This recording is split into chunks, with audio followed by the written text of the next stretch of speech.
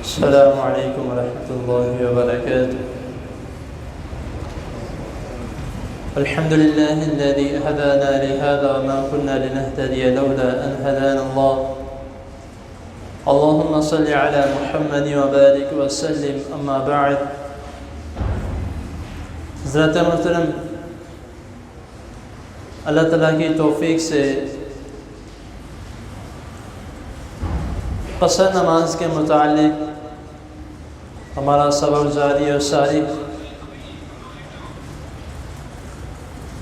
پچھلی نشست میں نے بیان کیا تھا کہ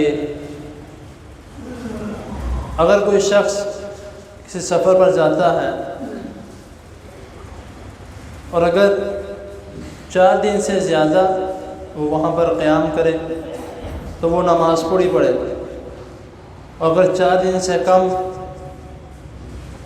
تو وہ قصر پڑے گا۔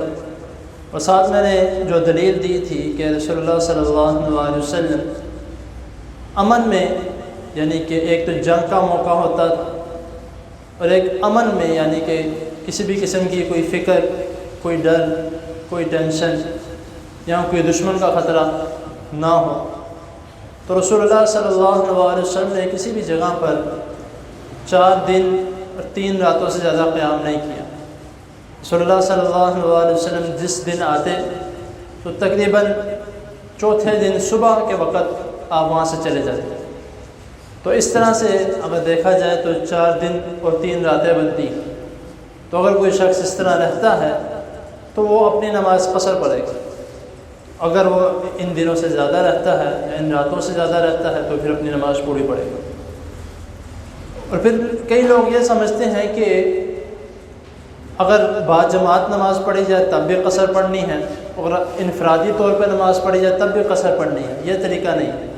جب انفرادی طور پہ نماز، مثال کے طور پہ آپ کی نماز نکل گئی ہے یا آپ سفر میں ہیں، تو اگر آپ اپنی نماز آ کے پڑھتے ہیں تو وہ 2 رکعتیں پڑھیں گے۔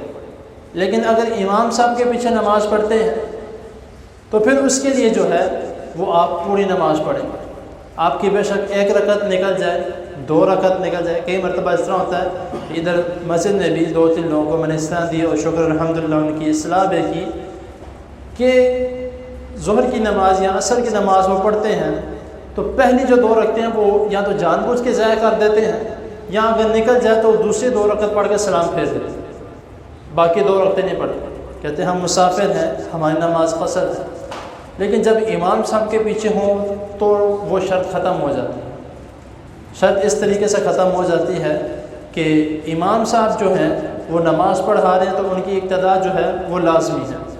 تو جو 2 رکعتیں آپ نے پڑھی ہیں تو جو باقی 2 ہیں وہ بھی آپ کو اٹھ کے پوری کرنی پڑے گی۔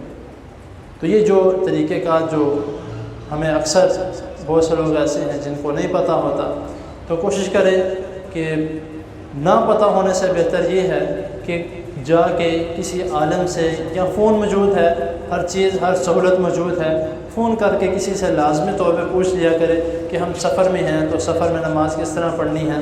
تو یہ اس طرح کے چھوٹے موٹے مسائل ہیں تو یہ ہم ان کو نظر انداز کرتے ہیں، ان کو نظر انداز نہیں کرنا چاہیے، تو پوچھ لینا چاہیے، زیادہ بہتر ہے۔ اللہ تعالیٰ کی حضور دعا ہے اللہ تعالیٰ ہمیں جو سنا ہے اس کو سمجھنے کے، اس پر عمل کرنے کی توفیق عطا فرمائے۔ جزاکم اللہ۔